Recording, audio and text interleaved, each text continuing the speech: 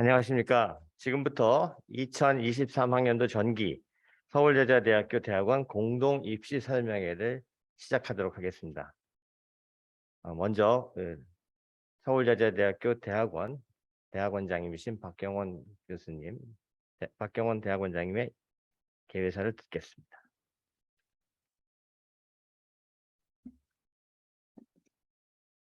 안녕하세요. 서울여자대학교 대학원 박경원입니다. 오늘 그 대학원 입시 공동 설명회로 이 자리에 모였습니다. 그래서 우리 줌으로 접속해서 보시는 분들, 그 서울여자대학교 대학원의 입시가 어떻게 진행이 되고 또 각 학과에서 우리 교육을 시키는 그런 방향성이라든지 또 어떠한 부분들의 특장점들이 있는지 하는 것을 잘 살펴보시고 서울여자대학교 대학원에서 공부하시는 것을 신중하게 고려하시고 또 적극 지원해 주시기를 말씀드립니다. 서울여자대학교 대학원은 이번에 2030년도를 목표로 해서 새로운 중장기 계획을 수립하고 대학원 발전에 박차를 가하고자 합니다. 사회적 가치를 실천하는 창의 융합 선도 대학원이라고 하는 비전을 세우고 디지털 대전환 시대의 실천적 융복합 전문가를 육성하고자 하는 인재사항을 수립하여서 저희들이 5대 전략 방향과 15개 전략 과제 그리고 45개 세부 실행 과제를 연도별로 각 부문별로 저희들이 차근차근 실행하면서 서울여자대학교의 대학원을 더욱 발전시키는 그러한 노력을 하고자 합니다. 아무쪼록 그 여러분들 그 각 학과의 설명 안내를 잘 들으시고 본인이 그 미래 진로에 서울여자대학교 대학원들이 어떻게 대학원의 각 학과들이 어떻게 도움을 줄 수 있는지 여러분들 그 진로와 맞추어서 잘 생각을 해보시기 바라고요. 저희 서울여자대학교 대학원에서는 우수한 교수님들과 좋은 프로그램으로 여러분들을 적극 지원해서 21세기 사회에 있어서 사회가 정말 필요로 하는 그리고 자신의 꿈을 펼칠 수 있는 그러한 인재로 육성하는 데 최선의 노력을 다할 것을 약속드립니다. 감사합니다. 개회사 감사합니다. 이제는 모집 요강에 대해서 간단하게 설명을 드리고 각 학과별로 설명을 듣도록 하겠습니다. 예, 먼저 일반 대학원, 그러니까 일반 대학원과 특수대학원으로 이렇게 나눠서 특수대학원에는 교육대학원과 휴먼 서비스 대학원이 있는데요. 하나하나씩 설명을 드리도록 하겠습니다. 석사과정과 박사과정으로 구분하여 또 석박 통합과정도 구분하여 인원은 111명, 29명, 10명이고요. 교육대학원과 휴먼 서비스 대학원은 석사과정이 교육대학원과 휴먼 서비스 대학원은 석사과정만 있는데 그리고 야간에 수업을 하게 됩니다.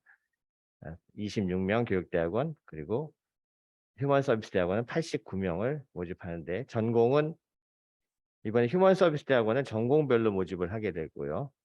가족상담 전공, 인성교육 전공에 사회복지 시천행정 전공, 도서관 정보정책 전공, 영유아 보육학 전공, 스포츠 헬스케어 전공을 나눠서 학생들을 모집을 하고 이 학생들은 전공과 공통 과목과 또 개별 전공의 과목들을 이수하면서 과정 중에 전공 변경도 가능하고 융합해서 하는 과정으로 이번에 개편해서 진행을 합니다. 자세한 사항은 질문이나 다른 홈페이지에 안내되어 있는 또 자료집을 보시면 되겠습니다.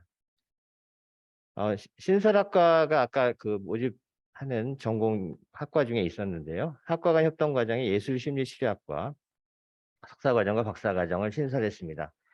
미술심리치료 전공이 있고요. 임상과 연구에 탁월한 미술심리치료 전문가를 양성하는 목표로 이번에 신설하였습니다.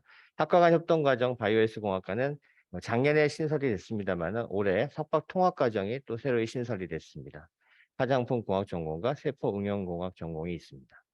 휴먼 서비스 대학원의 사회복지 실천 행정 전공을 이번에 신설하였습니다. 석사 과정으로 신설하였고요. 사회복지가 추구하는 가치를 실현할 수 있는 전문 인력을 양성하는 목표를 갖고 있습니다. 전형 방법은 석사와 석박사 통합 과정은 서류 전형 30%, 면접 70%. 면접에서는 석사 과정에서 연구할 연구 계획, 지원 학과 전공 지식에 관한 질문 등을 해서 100점 만점으로 평가하고요. 박사 과정은 서류 전형 50% 그리고 면접 50%로 진행합니다. 박사 학위 과정에서 연구할 연구 계획과 지원 학과 전공 지식에 관한 질문을 평가합니다. 학업을 하는데 부족함이 없도록 장학 제도를 구비하고 있습니다. 부족할 수도 있겠지만 최선을 다해서 학교가 장학 제도와 또 지원 제도를 가지고 있는데요.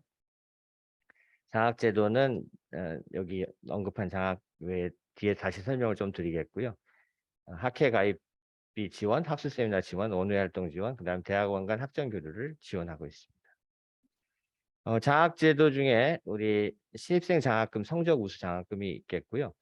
본교 졸업생만을 위한 장학금은 신입생 성적 우수 장학금 1은 입학 시 우수한 성적으로 입학한 학생으로 대학 원장이 추천한 학생, 본교 학부 졸업 성적이 상위 20% 이내, 또 성적이 어느 기준이 되는 자를 입학 첫 학기 수업료 전액을 지원합니다.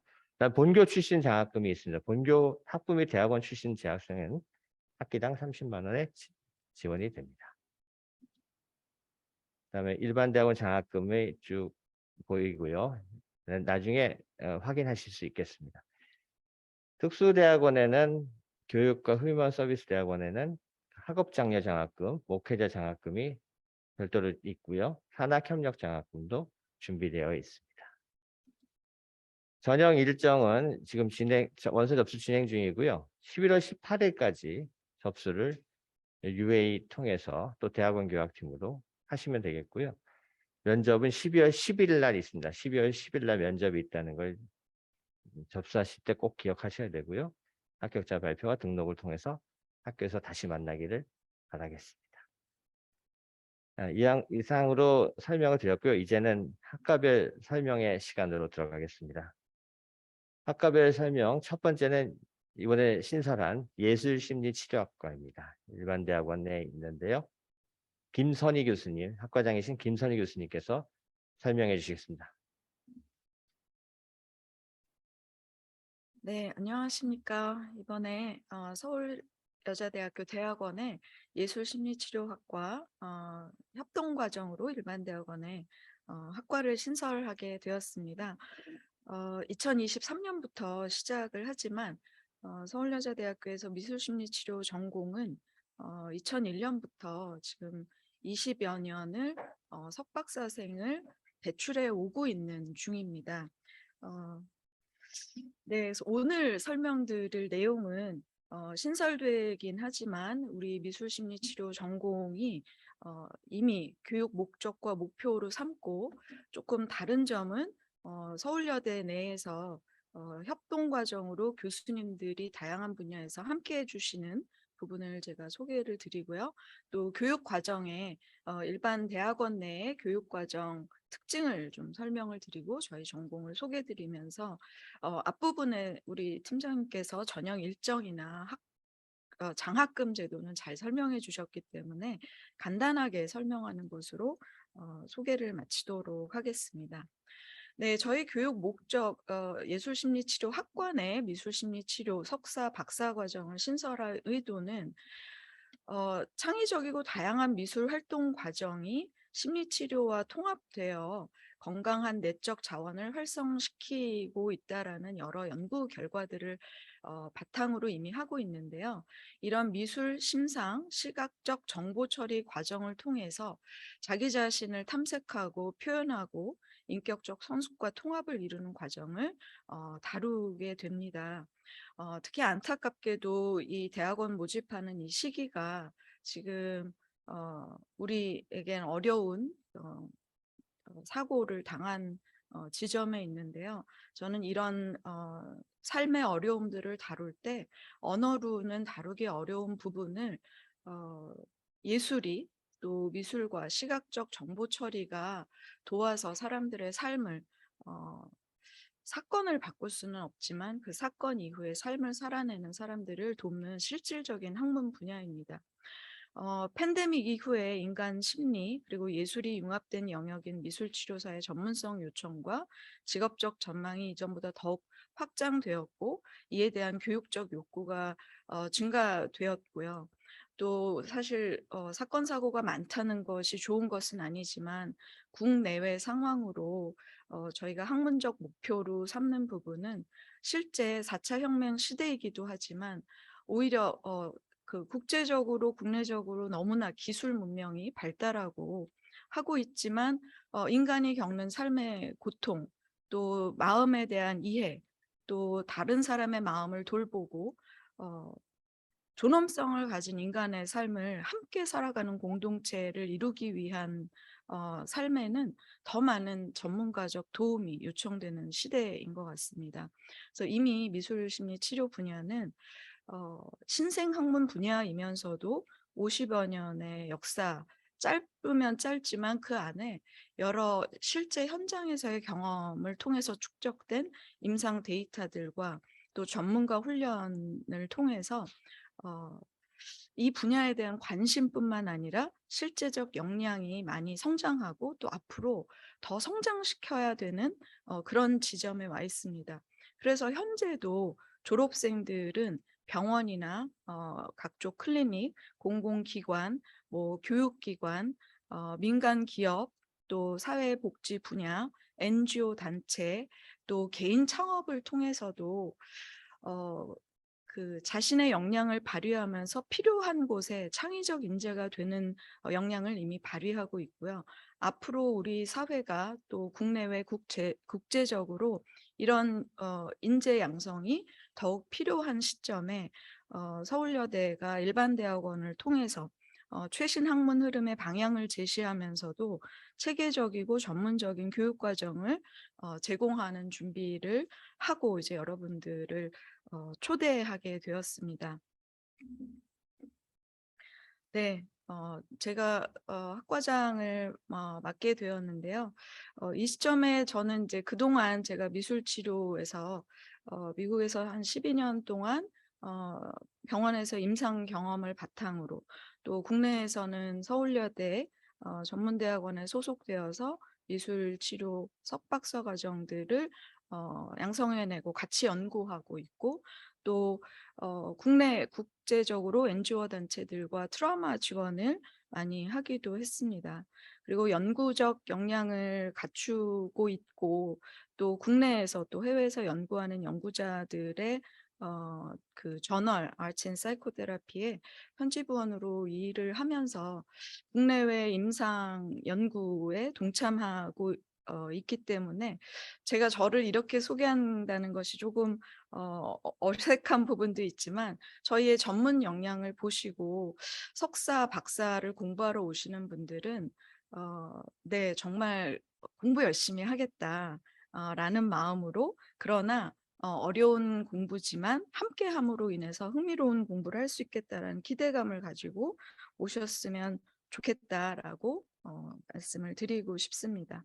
그다음에 우리 김나영 교수님께서는 사실 국내 트라우마 치료로 프랙티셔너 1호시고 지금도 국내외 국제적으로 트라우마 치료 소매틱 익스피리언싱 프랙티셔너로는 활동을 많이 하고 계시고요. 또 김나영 교수님과 저는 뭐 학부에서는 지금 예술심리치료 연계 전공을 통해서 학생들을 만나고 있기는 하지만 전문적인 역량의 학습은 대학원 수업을 통해서 하게 되죠.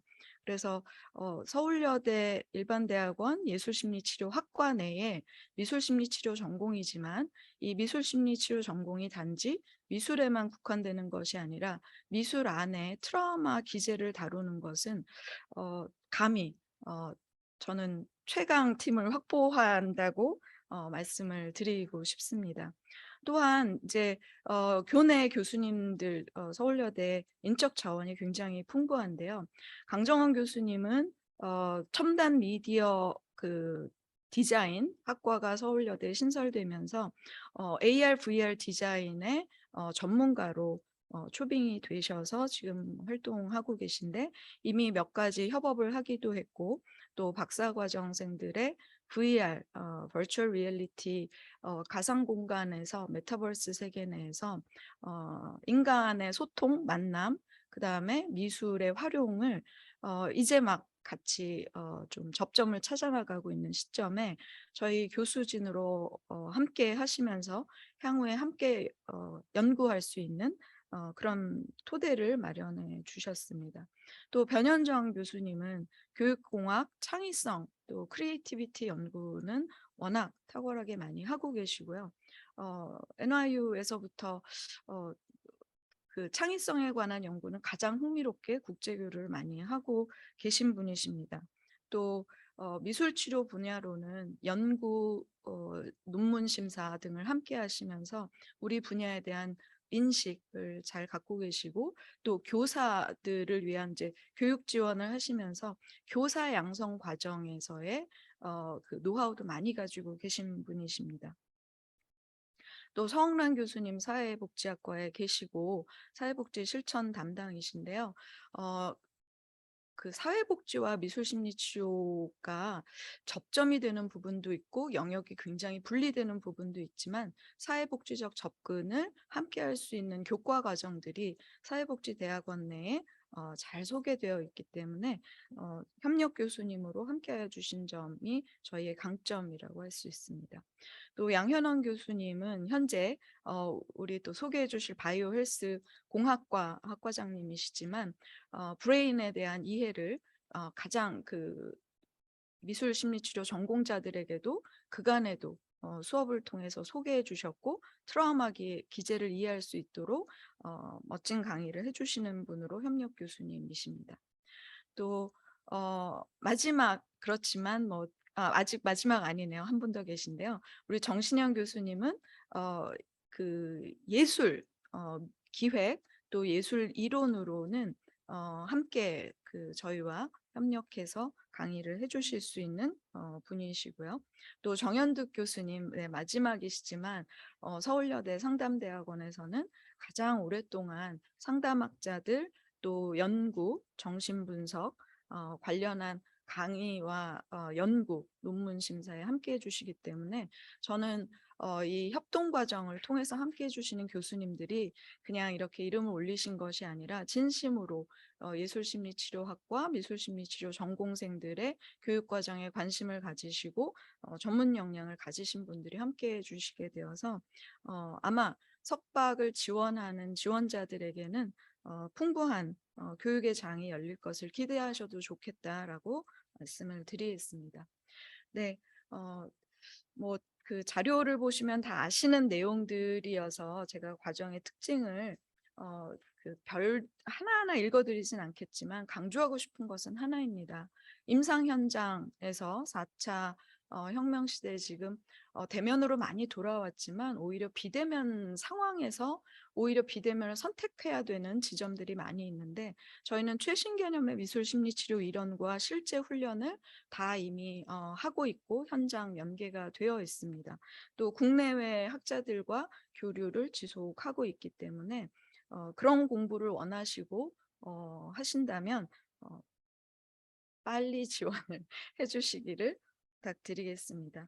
그래서 전공은 미술심리치료 전공은 비언어적 정보를 가지고 나를 탐색하고 또 타인을 이해하고 돌보는 그런 전공이라고 심플하게 설명을 드리고 싶고요.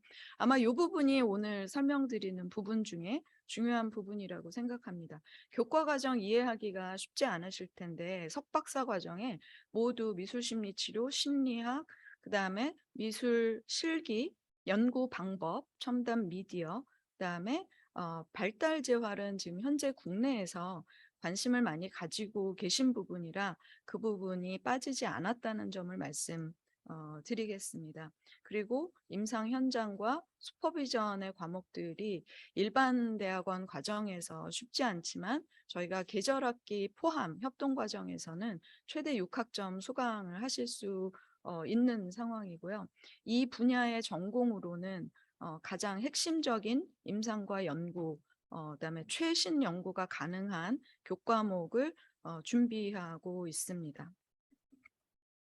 관련 진료는 앞부분에서도 말씀 드렸고요.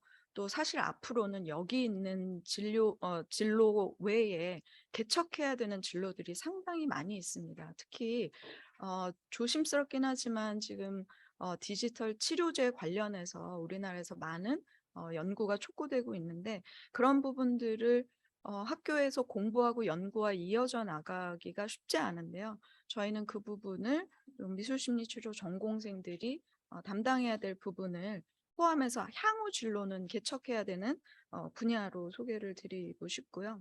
학위 과정은 이미 일반 대학원 내에 소개가 되어 있지만 석박 최소 과목 8과목, 박사 12과목이지만 사실 최소 과목만 이수하고 졸업하시는 게 아니라 좋은 내용을 대학원에 와서 공부하고자 하실 때 최소 학점, 그다음에 최대 학점은 본인의 역량들로 충분히 이수하고 나가실 수 있도록 서울여대만의 교육 과정을 충분히 경험하시고 연구하시고 자랑스럽게 졸업하실 수 있도록 임상 슈퍼비전 또 수업 방식도 예정된 내용은 좀 유연성 있는 집중 수업 또 여러 가지 형태로 저희가 목적에 맞는 수업의 형태를 운영할 수 있다는 그 상황에 있습니다. 자격증 안내도 간단히 드리겠습니다. 서울여대 총장명의 자격증은 이미 예술심리 전문가라는 학위가 자격증이 석사학위 졸업 이후에 일정 요건을 갖추시면 자격심사 받아서 받으실 수 있고요. 또 국가공인이라는 것은 미술심리치료에 제한되는 것은 아니지만 청소년 상담사나 임상심리사가 국가공인 자격인데 공부 과정 중에 여러분들이 충분히 준비하고 도전하실 수 있는 자격증에 해당하고요. 민간 자격증에 주요 학회 자격증의 미술치료학회와 심리치료학회 자격증들이 쭉 있고 여러분들이 공부하는 중에 챙겨보실 수 있습니다. 그 다음에 이제 국제 자격도 여러분들이 국제 자격은 기준이 굉장히 높지만 공부를 마치시고 추가적으로 이 분야의 전문가로 성장하시다 보면 서울여대 내에서 이수한 과목들이 어느 하나 누락되지 않고 부족함 없이 챙기시고 조금만 더 이제 졸업 후에 이 분야에서 노력하신다면 국제 자격 도전하시는데 어려움이 없으십니다. 전형 일정 및 서류는 이미 서울여대 대학원에 많이 안내가 되어 있으므로 참고하시고요. 네, 저희 홈페이지 잘 마련되어 있기 때문에 인스타그램까지 잘 확인하시고 지원해 주시기 바랍니다. 네, 여러분들과의 좋은 만남을 기대하겠습니다. 감사합니다. 예술심리치료학과 학과간 협동과정으로 이번에 신설한 학과간 협동과정 예술심리치료학과에 입시 관련하여 설명해 주신 김선희 교수님께 감사드립니다. 지금 여러분께서 참여하고 계신 이 설명회는 녹화를 해서 추후에 홈페이지에 다시 올려서 안내를 해드릴 예정입니다. 또한 자료도 거기에 같이 올려드리도록 하겠습니다. 이어서 학연산 협동과정이 또 있습니다. 거기에 공공 빅데이터 관리학과가 있습니다. 설명은 노승용 교수님께서 해주시겠습니다. 부탁드리겠습니다. 안녕하세요. 공공빅데이터 관리학과 학과장을 맡고 있는 노승용입니다. 오늘 여러분들께 공공빅데이터 관리학과에 대해서 소개를 해드리고 내년 3월부터 함께 만나서 공부하고 연구하고 하는 활동들을 즐겁게 해가기를 기대하면서 설명을 드리도록 하겠습니다. 여러분도 잘 아시는 것처럼 지금 시대의 큰 화두는 디지털이라고 할 수 있습니다. 미래 사회에서 이 데이터 분석의 역량이라고 하는 것은 디지털 인재가 갖추어야 할 가장 기초적이고 또 중요한 그런 역량이라고 할 수 있을 것입니다. 정부에서도 오래전부터 이 4차 산업혁명 시대를 맞이해서 디지털 인재를 양성하기 위한 노력들을 꾸준히 추진을 해오고 있습니다. 문재인 정부에서도 DNA부터 시작을 해서 여러 가지 인재를 양성하기 위한 노력들을 해왔고, 윤석열 정부도 디지털 플랫폼 정부위원회를 구성하고 디지털 인재를 양성하기 위한 어떤 이 컨트롤 타워로서의 역할을 지속적으로 추진을 해가고 있습니다. 즉 이렇게 사회적으로 디지털 인재, 특히 데이터 분석에 역량을 갖춘 그런 인재를 많이 요구를 하고 있고, 공공조직뿐만 아니라 민간 조직에서도 이런 데이터 분석 역량을 갖추고 있는 인재에 대한 수요가 갈수록 더 확대되어지고 있습니다. 여러분도 아시는 것처럼 데이터를 21세기의 원유라고 이야기를 하면서 데이터를 기반으로 한 조직에서의 의사결정, 또 조직의 관리라고 하는 부분들을 계속해서 강조해 가고 있습니다. 민간 조직에서는 이미 오래전부터 빅데이터를 활용한 조직 관리 또 사업의 이 아이템의 선정들에 대한 사례들이 많이 나오고 있고, 정부 영역에서도 이 데이터를 분석을 활용해서 다양한 공공 서비스의 계획을 수립하고 또 전달하는 그러한 노력들이 확산되어지고 있습니다.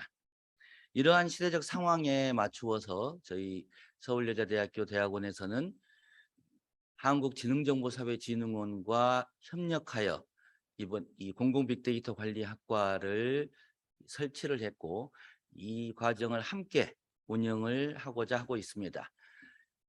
한국지능정보사회진흥원은 우리나라 정보화의 가장 중추적인 역할을 하고 있고, 이 정보화의 산실이라고 할 수 있습니다.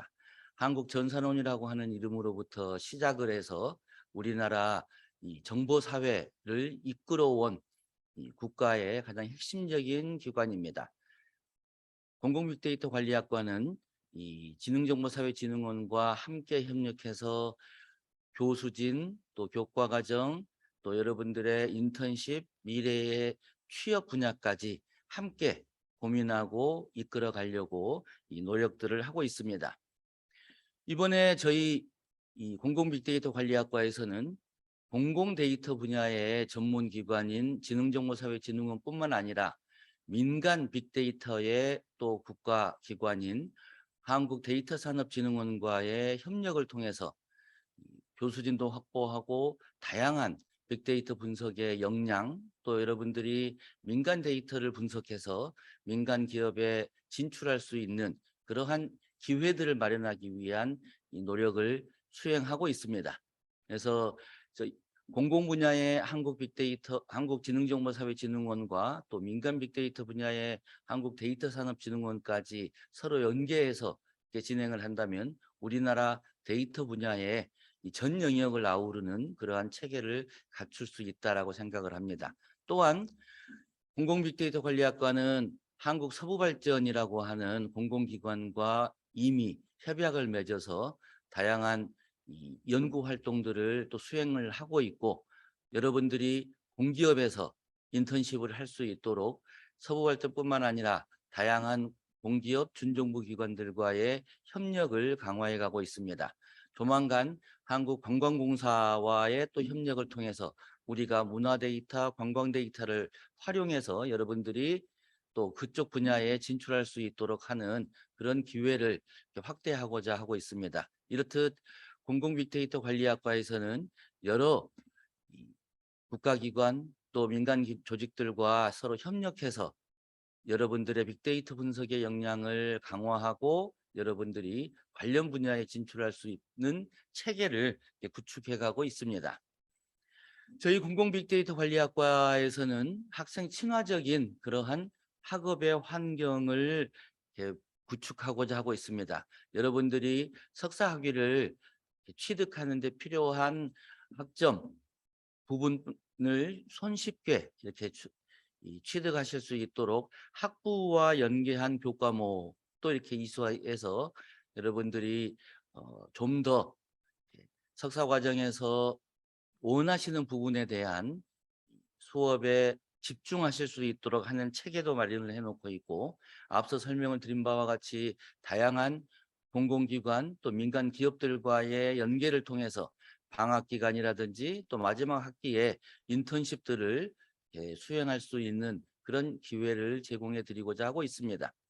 또한 주간의 수업뿐만 아니라 이 직장에 계시는 분들의 편의를 위해서 주말 저녁이라든지 또 평일 저녁이라든지 토요일 수업들을 또 활용을 하고 또 온라인 수업들을 적절하게 연계해서 이 전업 학생들뿐만 아니라 기업에 조직에 계시는 분들도 이 공공빅데이터 관리학과에서 학업을 하시는데 어려움이 없도록 학업 환경을 학생 친화적으로 구축해 가고 있습니다.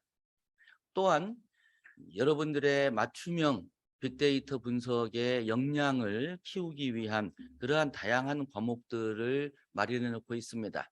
저희 공공빅데이터 관리학과에서는 이 데이터 분석에 대한 기획, 설계의 역량에서부터 데이터 분석의 다양한 기법들을 학습할 수 있는 그러한 교과 과목 체계를 마련해 놓고 있습니다. 특히나 BIT 전공자들, 즉 인문계열, 사회계열 전공자들도 저희 공공빅데이터 관리학과에서 여러분들의 학부의 전공과 연계해서 데이터 분석의 역량을 키워갈 수 있는 그런 교과목 체계를 마련하고 있습니다.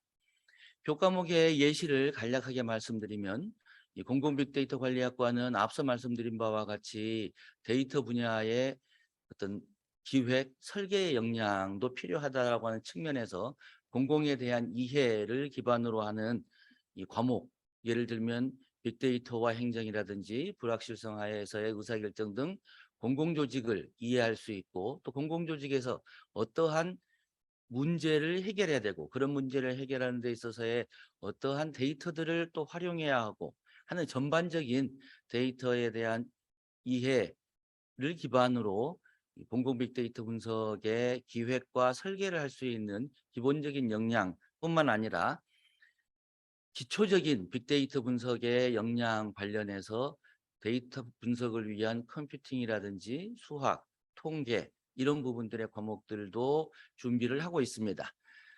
이제 공공 빅데이터 분석의 아주 필수적인 그런 분석 기법과 관련해서도 데이터베이스와 SQL 또 빅데이터 엔지니어링뿐만 아니라 이 데이터 마이닝 또 텍스트 데이터 분석, 공간 빅데이터 분석들 그리고 더 나아가서 이 머신러닝과 딥러닝 그리고 인공지능들을 활용하는 그러한 역량들까지 여러분들이 학습하실 수 있도록 기초에서부터 고급까지 다양한 교과목 체계를 마련해 놓고 있습니다. 또한 여러분들이 이제 실제적인 역량을 갖출 수 있도록 하기 위해서 교수들과의 1대1의 어떤 이 학습의 기회도 제공해 드리고 있고 세미나라든지 캡스톤 디자인이라든지 이런 과목들을 통해서 여러분들의 이 실무 역량 강화를 위한 그런 노력을 꾸준히 진행을 하고자 합니다. 저희 공공빅데이터 관리학과는 이 다양한 분야의 교수진들로 구성이 되어 있습니다. 인문사회 계열의 교수님들, 이분들이 전공 분야뿐만 아니라 또 빅데이터와 관련된 여러 가지 기법들을 가지고 역량들을 가지고 계시고 또 이분들이 다양한 자신의 전공과 관련해서 빅데이터를 어떻게 활용할 것인지에 대한 이 학습들도 여러분들에게 제공을 해드릴 것입니다. 뿐만 아니라 앞서 말씀드린 한국지능정보사회진흥원의 빅데이터 분야의 전문가들을 저희 교수진으로 영입을 해서 여러분들의 빅데이터 분석의 역량들을 강화해 가고자 이렇게 교수진들을 확보하고 있습니다. 또한 이 데이터산업진흥원과도 계속해서 협력을 해서 지속적으로 저희 교수진들을 이 충원을 해가는 노력들을 해 갈 것이고 이러한 교수진들을 통해서 여러분들이 공공빅데이터 관리학과에서 여러분들의 전공 분야에 적합한 그러한 빅데이터 분석의 역량을 계속해서 키워가실 수 있도록 인문사회 계열의 전공자 교수님들 또 그 분야에 나아갈 수 있도록 하는 빅데이터의 기술과 기법을 또 학습할 수 있는 교수님들 이렇게 체계적으로 구성을 해서 여러분들의 이 빅데이터 역량을 키워가기 위한 노력들을 수행하도록 할 것입니다. 이 공공 빅데이터 관리학과에서 학업을 하시게 되면 다양한 분야에 취업을 하실 수 있을 텐데 요즘 정부 영역에서도 빅데이터 부분에 역량을 가진 사람들을 굉장히 필요로 하고 있습니다. 정부가 정책을 수립하고자 할 때에 이 근거에 기반한 이 의사결정이라고 하는 것이 최근에 가장 중요한 트렌드입니다. 또한 이런 증거에 기반한 의사결정이라고 하는 걸 하기 위해서 정부에서는 데이터 기반 행정법이라고 하는 법률로 이미 제정을 해서 운영을 하고 있고 공무원들을 대상으로 한 디지털 역량 강화 교육이 금년부터 더욱더 확대되고 있습니다. 즉 이렇듯 여러분들이 공공 빅데이터 관리학과에서 충분히 이 빅데이터 분석의 역량을 학습하신다면 공무원으로서의 정부에서 여러 가지 역할들을 하실 수 있을 것이고 또한 공기업과 준정부기관과 같은 곳에서도 모든 기관들이 요사이 디지털 전환이라고 하는 것을 추진하고 있습니다. 특히 윤석열 정부에서는 공공기관 3대 혁신 과제를 제시하면서 그중에 하나로 공공 민간의 협력 강화 방안에 데이터 활용에 대한 부분을 포함시켜서 공기업과 준정부 기관들이 데이터를 개방하고 그런 데이터를 활용할 수 있는 역량을 키워가는 쪽에 노력들을 정부 정책으로 추진을 하고 있습니다. 즉 이런 상황에서 여러분들이 공공 빅데이터 관리학과를 졸업하신다면 정부라든지 공기업 준정부 기관 등에 진출하셔서 충분히 이렇게 다양한 역할들을 수행하실 수 있을 것입니다. 물론 민간 기업은 당연히 여러분들을 기다리고 있고 여러분들의 역량이 충분히 쌓여진다면 민간 기업에 진출해서 또 다양한 빅데이터 분야의 활동들을 하실 수 있을 것이라고 생각을 합니다. 또 원하시는 분들은 국내외 박사과정에 진학할 수 있도록 저희 교수진들이 100% 지원을 해드릴 것입니다. 학교에 마련되어져 있는 장학제도라고 하는 부분들 여러분들에게 충분히 이렇게 아마 활용이 될 수 있을 것이라고 생각합니다. 학교에 만들어져 있는 장학제도뿐만 아니라 저희 공공빅데이터 관리학과에서는 우리 학과에 지원하신 분들만을 위한 장학기금을 확충해 가고 있습니다. 현재 공공빅데이터 관리학과는 1,000만 원이라고 하는 장학기금을 마련해서 이번 입학생들부터 이런 장학금들을 우리 학과에 지원하시는 분들에게 지급을 해드리고자 준비하고 있고 또 이 기금은 계속해서 확대해 나갈 것입니다. 그래서 여러분들이 재정적인 지원을 충분히 받으시면서 공공빅데이터 관리학과에서 여러분의 데이터 분석의 역량을 키워가실 수 있도록 저희 학과에서는 지원을 해드리고자 합니다. 지금까지 여러분들에게 공공빅데이터 관리학과에 대해 간략하게 소개 말씀을 드렸습니다. 미래 사회는 데이터 분석 역량이라고 하는 디지털 인재가 굉장히 요구되어지고 있고 많이 필요로 하고 있다는 점 여러분들이 충분히 인식하시고 저희 공공빅데이터 관리학과가 그러한 부분의 역량을 키워드리도록 최선의 노력을 다해드릴 것입니다. 3월 꽃피는 계절에 여러분들과 함께 같이 이 서울여자대학교 캠퍼스에서 함께 시간을 보낼 수 있기를 기대하면서 설명을 마치도록 하겠습니다. 고맙습니다. 예, 공공 빅데이터 관리학과에 대해 설명해 주신 노승용 학과장님, 노승용 교수님께 감사드립니다. 예, 다음 순서는 학과 간 협동 과정으로 작년에 신설하고 올해부터는 석박 통합 과정까지 운영하게 된 바이오 헬스 공학과에 대해서 설명을 드리도록 하겠습니다. 바이오 헬스 공학과 설명은 양현원 교수님, 양현원 학과장님께서 해주시겠습니다. 네, 설명을 부탁드리겠습니다.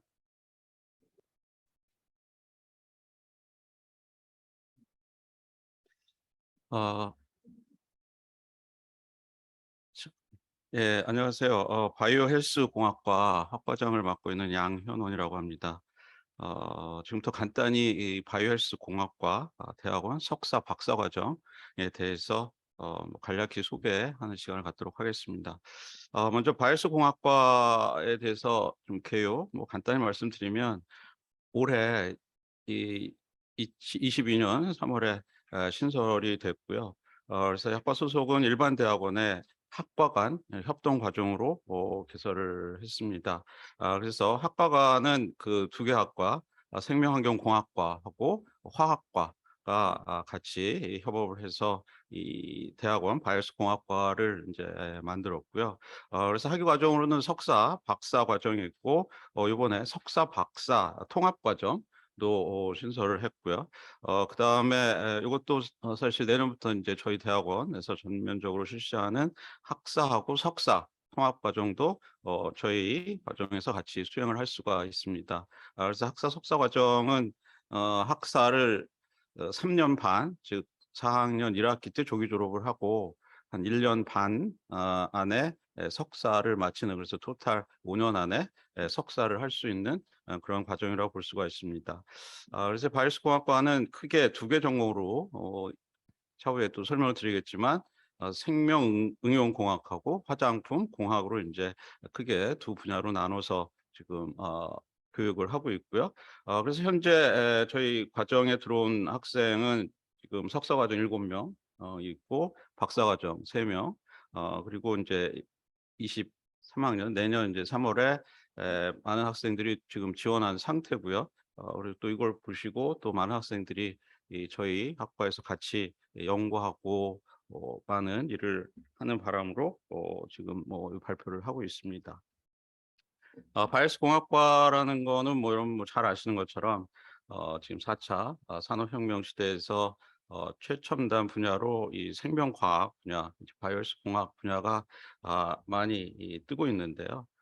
그래서 이거는 이 생명과학이나 이제 화학, 의학 이런 거를 기반으로 해서 좀 최근 많이 이 발전하고 있는 뭐 AI 기술이나 신소재 기술, 여러 가지 바이오 테크놀로지 기술을 이제 융합을 해서 우리 사람한테 필요한 여러 가지 이 치료 기술이나 아니면 뭐 건강, 복지에 관련된 새로운 뭐 신소재 개발이나 그런 치료 방법 이런 것들을 연구하는 그런 학문이라고 볼 수가 있겠습니다.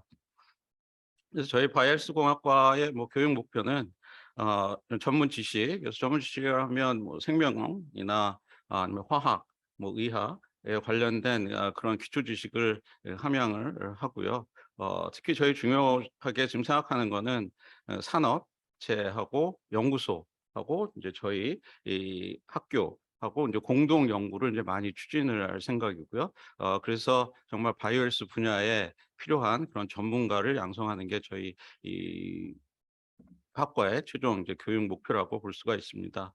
그래서 뭐 세부적인 목표로 보면 전문적인 지식 함양하고 현장감 있는 실습 강화.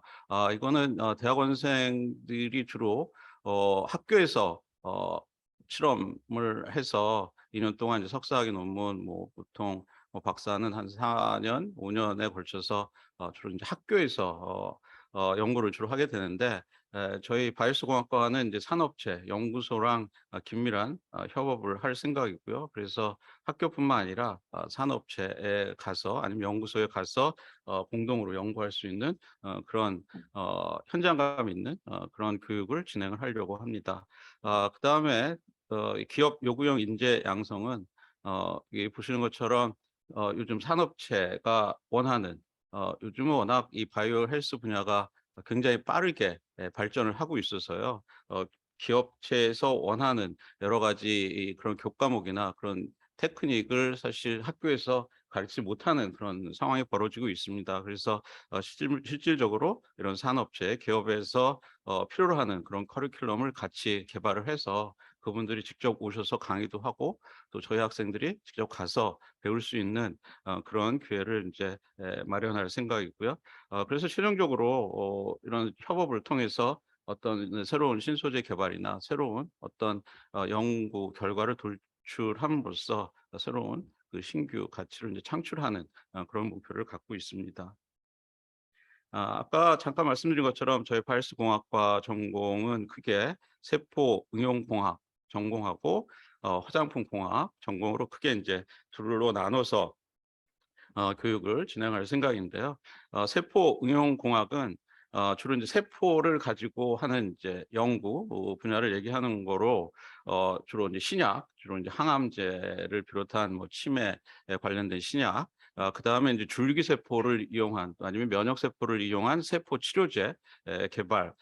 그다음에 저희가 또 하나 중점을 두는 게 이제 시험관하기에서 많은 인력들을 필요로 하는데 그래서 주로 난임에 관련된 여러 관련 세포를 응용한 그런 분야를 중점적으로 이 세포 응용 공학에서 전공으로 개설을 해서 진행을 할 거고요. 그다음 화장품 공학은 여기 보시는 것처럼 화장품 소재, 화장품에 관련된 신소재를 개발한다든지 새로운 제품을 만든다든지 그다음에 만든 화장품을 정확히 분석하는 그런 이제 크게 세 가지 이 트랙으로 나눠서 전문적으로 교육을 실시할 생각입니다. 저희 학교를 이제 졸업을 하게 되면 문제 석사나 이제 박사를 이제 졸업을 하게 되면 사실 저희 기초 쪽의 생명과학은 이제 사실 학사를 졸업해서 취업하기가 전공을 살려서 취업하기가 사실 쉬운 그런 분야가 아닌데 반면에 석사를 졸업을 하게 되면 뭐 골라서 갈 정도로 굉장히 많이 이 취업 기회가 넓습니다.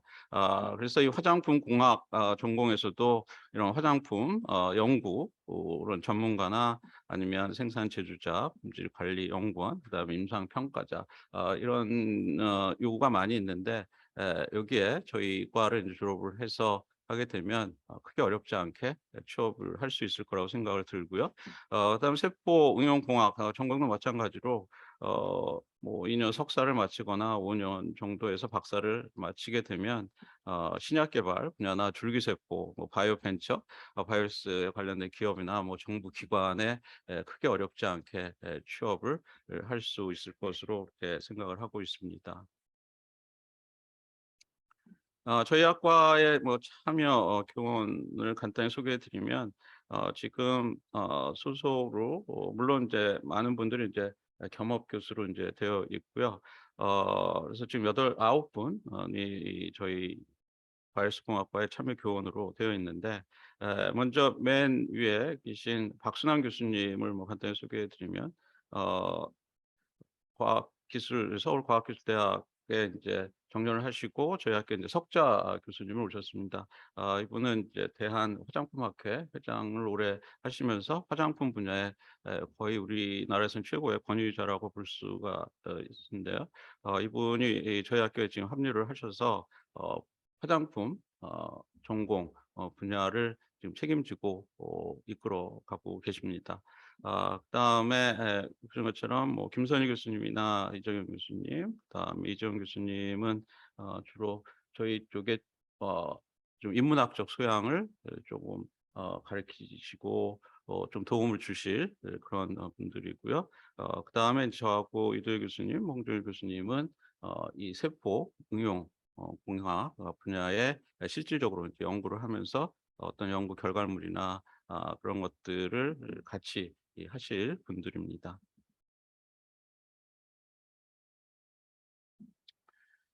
저희 바이오스공학과는 아까 말씀드린 것처럼 올해 신설이 됐기 때문에 사실 여러 가지로 사실 부족한 점이 많이 있고 또 관련된 전임 교원이 이렇게 지금은 좀 부족한 상태입니다. 그래서 올해 지금 새로운 신임 교원을 지금 채용할 계획에 있고요. 그다음에 중요한 건 이 MOU 체결인데 아까 말씀드린 것처럼 저희 이 바이오스공학과의 대학원은 순수한 연구보다는 산업체랑 아니면 연구소랑 같이 협업으로 연구를 하면서 실질적으로 이게 어떤 상품화가 되거나 아니면 우리가 실질적으로 우리 일상생활에 도움이 될 수 있는 그런 결과물을 만드는 데 초점을 하고 있기 때문에 많은 그 산업체하고 지금 MOU 체결을 하고 있습니다. 하나 예를 들면 빅데이터의 전문 업체인 테라젠이나 아니면 랩지노믹스에 일단 MOU이 체결된 상태고요. 그다음에 화장품 분야에서는 뭐 콜마라는 아주 유수의 화장품 회사인데 거기랑 MOU를 추진 중에 있습니다.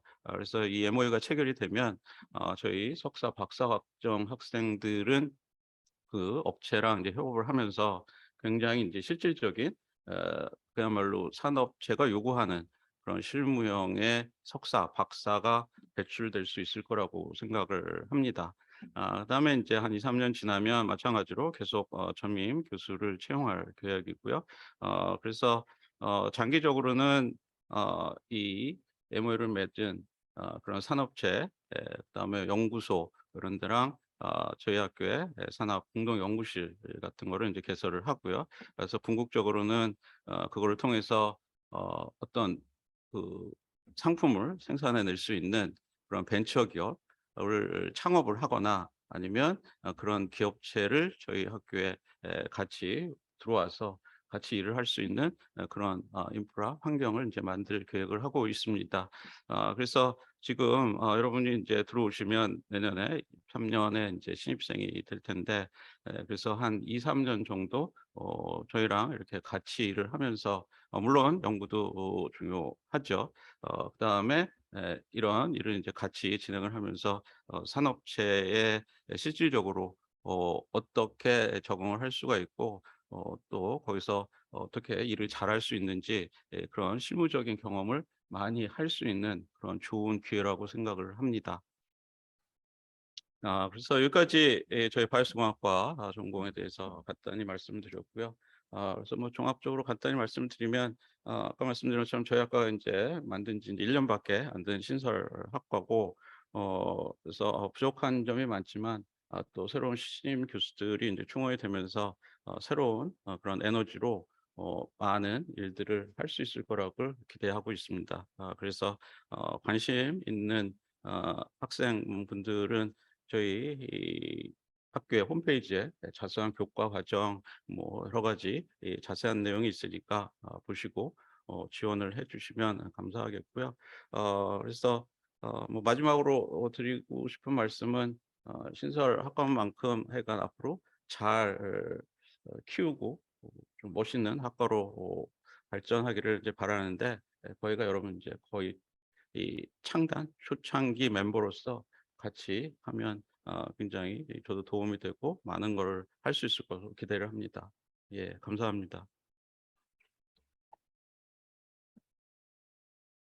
네, 설명해 주신 양현원 교수님, 양현원 학과장님께 감사드립니다.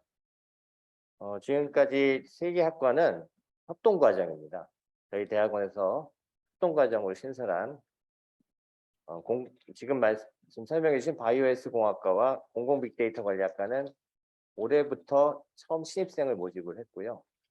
예술심리치료학과는 근본이 처음입니다. 그래서 내년 3월부터 연구하게 될 신입생을 모집을 하고 있습니다. 이 3개 협동과정에 대해서 관심을 많이 가져주시고요.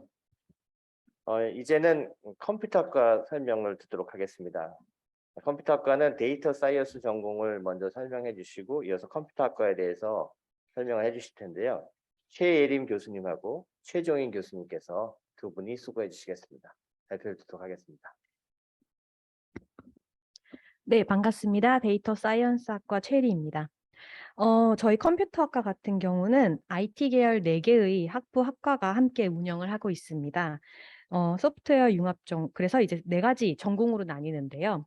소프트웨어 융합 전공, 디지털 미디어 전공, 정보 보호 전공, 데이터 사이언스 전공 이렇게 4가지 전공으로 구성이 되어 있습니다. 학과별 위치는 소융과, 디미과, 정보보호 같은 경우는 이제 제2과학관에 위치하고 있고 데이터 사이언스 전공은 50주년 기념관에 위치하고 있습니다. 먼저 데이터 사이언스 전공에 대해서 소개를 드리도록 하겠습니다. 저희 데이터 사이언스 학과는 21년도에 이제 학부 과정을 신설을 하였습니다. 그래서 이제 대학원에 진학할 학부생은 아직 졸업생이 없는 상황이긴 하지만 이미 그 타 학과에서 대학원에 진학한 학생들이 있어서 현재 5명의 대학원생이 있고 이제 다음 학기에 4명의 학생이 추가로 입학할 예정입니다. 4분의 교수님께서 전공을 운영하고 계십니다. 입학하는 연구원들을 보시면 학과가 굉장히 다양합니다. 물론 IT 계열 학생들도 있고 더불어서 뭐 영문학과나 수학과 같은 인문 계열, 자연 계열 학생들도 대학원에 진학하고 있습니다. 지난 학기에는 그 박사과정에 재학 중이던 연구원분이 미국 20대 순위권에 드는 명문대의 박사과정으로 다시 진학하기도 하였습니다. 네, 그럼 여기까지 데이터 사이언스학과 소개를 드리고 디지털 미디어학과 최종인 교수님께 소개를 넘기도록 하겠습니다. 예, 안녕하세요. 디지털 미디어학과 예, 최정인이라고 합니다. 제가 간단히 설명드리면은 그냥 저기 디밋과 디지털 미디어 관련해 가지고 관련 기술 메타버스라고 하는 그 요즘에 많이 등장하는 기술이 있는데 여러분들이 많이 들어보셨을 거라 생각됩니다. 그래서 거기에 관련해서 제가 이제 연구실을 만들려고 그러고 있고요. 그래서 지금은 이제 과거 했던 것들 좀 보여드리면은 이제 AR 기술 관련해 가지고 만들어 놓은 모션이 있고요. 이거는 사람의 모션을 집어넣으면은 이제 다양한 오브젝트의 움직임을 만들어내는 기술이죠. 그러니까 이거는 공놀이인데 그냥 네. 그래서 그냥 앱 같은 데 넣으면은 되게 재밌게 그냥 쓸 수 있는 그런 기술이 되어 있고요. 그다음에 VR 기술. 그래서 이것도 그러니까 사람이 그냥 모션만 취하게 되면은 가상의 오브젝트가 알아서 사람의 모션에 맞춰지는 그런 기술이죠. 그래서 인제 뭐 여러 가지 모션 어널리시스라든가 이런 것들을 하고 있고 그래서 메타버스 관련해 가지고 사실 메타버스라고 하는 것이 인제 뭐 4차 산업혁명 관련해서 모든 종합 기술을 모아 놓은 그냥 일종의 플랫폼 같은 거잖아요. 그래 가지고 그런 여러분들이 인제 4차 산업혁명에 어떤 관심 있는 기술이 있다. 예 그렇게 생각이 되시면 예 저희 연구실로 오시면은 인제 예 저희가 필요한 모든 기자재, 기술 이런 것들을 다 인제 제공해 드릴 수 있고요. 그리고 사실 메타버스라고 하는 게 사실은 인제 여러분들이 아실지는 모르겠지만 예전에는 인제 그것을 게임 기술이라고 했었었는데 이거를 리브랜딩한 거예요 그냥. 그래서 사실 메타버스에 들어가는 모든 기술은 온라인 게임에 들어가 있는 기술과 거의 대동소이합니다. 그래서 제가 과거에 제 자랑을 조금만 하자면 네 제가 이제 NC소프트 그다음에 넥슨 게임 업계에 10년 이상 근무했기 때문에 지금 등장하고 있는 모든 기술에 대해서 기반 지식을 다 갖고 있어요. 그래서 여러분들 오시면은 실무하고 싶으면 실무할 수 있고요. 연구하고 싶으면 연구할 수 있고요. 또 연구와 실무를 잘 모르겠어. 그냥 관심만 있어. 예 그래도 오시면은 여러분이 원하는 대로 배치를 해 드릴 수 있습니다. 그래서 아무튼 예 이런 메타버스 기술과 있고 너무 지금 시간 조금 더 해도 되나요? 근데 거기와 더불어 지금 뜨고 있는 디지털 치료제, 디지털 헬스케어 분야죠. 그래서 거기에 관련해서 연구를 같이 공동으로 진행하고 있는데요. 이건 우리 서울여대에 있는 교육심리학과와 같이 공동으로 진행되고 있습니다. 그래서 인제 그 심리를 치료할 수 있는 모바일 앱이라든가 네. 도전! 그래서 이런 게임을 통해서 어떤 심리 치료를 할 수 있는 분야가 있고요. 그러니까 요건 인제 이것도 모바일 앱인데 요건 최근에 이제 보건복지부랑 같이 진행된 앱이 되어 있고요. 이거 말고도 VR을 이용한 거 혹은 뭐 키넥트 모션 인식 센서를 이용해 가지고 치료하는 부분. 그래서 4차 산업혁명에 있는 모든 기술과 그 심리 치료를 할 수 있는 그런 기반 지식들을 융합해 가지고 또 협동 과정을 운영할 예정입니다. 그래서 이것도 관심 있는 학생들은 또 참여 가능하고요. 그래서 네. 요 홈페이지는 제가 나중에 또 공지를 하겠습니다만 아무튼 연구실에 또 지금 신입생 모집하고 있기 때문에 관심 있는 학생들의 많은 지원을 더 부탁드리겠습니다. 네, 감사합니다. 예, 컴퓨터학과에 대해 설명해 주신 두 분 교수님께 감사드립니다. 데이터 사이언스 전공과 또 컴퓨터학과에 대한 설명을 잘 들었습니다. 이제는 사회복지학과 설명을 듣도록 하겠습니다. 줌에 정재영 교수님 계십니까? 정재영 교수님께서 진행해 주시길 부탁드립니다. 제가 화면 공유를 하면서 설명을 드리도록 하겠습니다.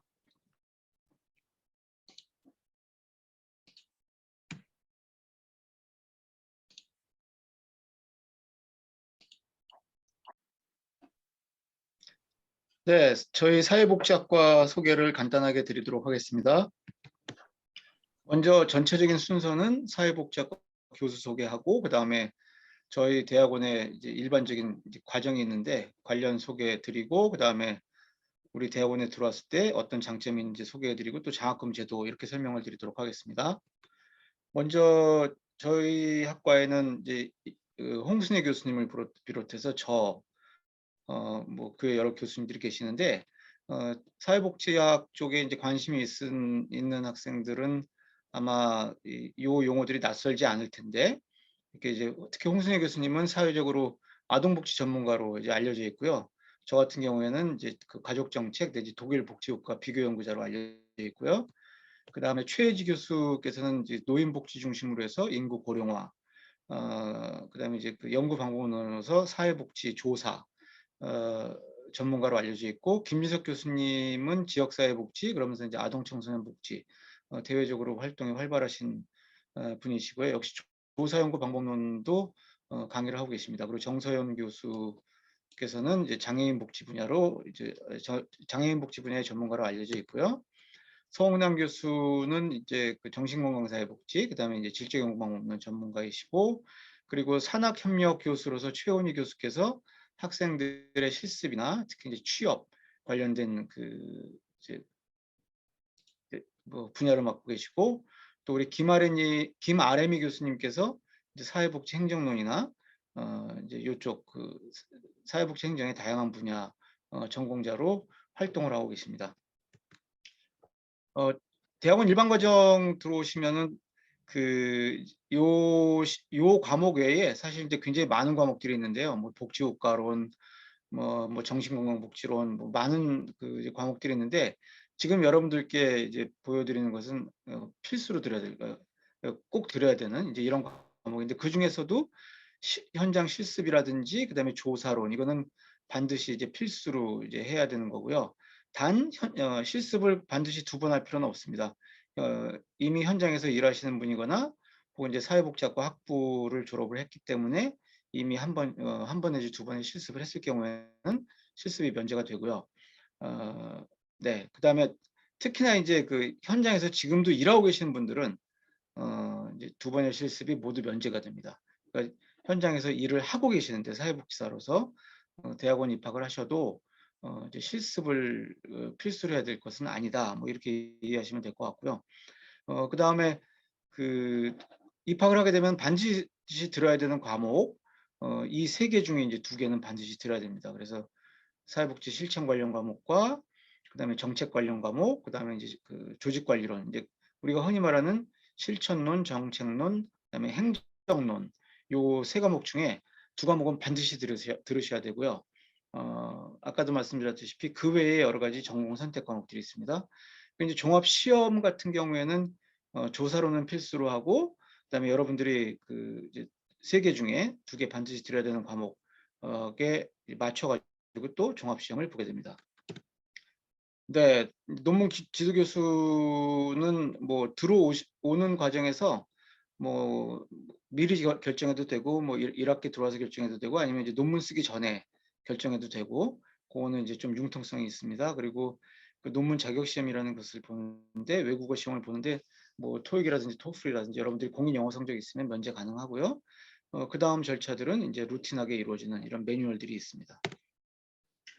근데 저희는 뭐 서울여자대학교 대학원의 장점을 이야기하자면 진짜 투명하게 운영하는 것, 그다음에 교육의 질이 상당히 높은 것, 그다음에 그 상대적으로 낮은 등록금, 네트워크도 활발하고 다양한 학술 경험을 할 수 있고, 아까 보셨다시피 여러 분야의 전공 교수님들이 계시고, 특히 그 교수님들이 사회적 활동이 굉장히 다른 어느 학교에 비해서 활발하다. 그래서 다양한 학술 경험을 할 수 있다는 것과 다양한 장학금 기회가 주어진다. 장학금은 여러분 보시면은 뭐 이렇게 나와 있는데, 그 지금 사실상 여러분 입학하시면은 이제 교수님들이 하는 이제 프로젝트에 따라서 생활비나 용돈을 벌 수 있는 이제 이런 기회들이 있고, 이제 일일이 내용을 소개해 드린다기보다는 이제 이런 장학금 제도들이 있는데, 사실상 그 요즘 상황이 이제 등록금 정도는 사실상 거의 부담하지 않는 이제 이런 상황이 많다. 그러니까 장학금 기회가 많이 있다. 생활비는 뭐 이제 교수님들 프로젝트 조율한다든지 이럴 경우에 또 충당이 되고 용돈이 충당이 되기도 하고 안 되기도 하고 하겠지만, 이제 학비 정도는 뭐 웬만하면은 그 이제 부담이 사실상 없는 상황이다. 네, 이제 이렇게 보시면 될 것 같습니다. 네, 이렇게 해서 저희 과 그 소개를 마치도록 하겠습니다. 네. 예, 설명해 주신 사회복지학과에서 설명해 주신 정재영 교수님께 감사드립니다. 이어서 문헌정보학과 설명을 듣도록 하겠습니다. 문헌정보학과는 김현정 교수님께서 담당을 해주실 텐데요. 네, 안녕하세요. 저는 문헌정보학과 김현정입니다. 저희 일반 대학원 석사과정 문헌정보학과 신입생에 대해서 모집 안내를 드리겠습니다. 네.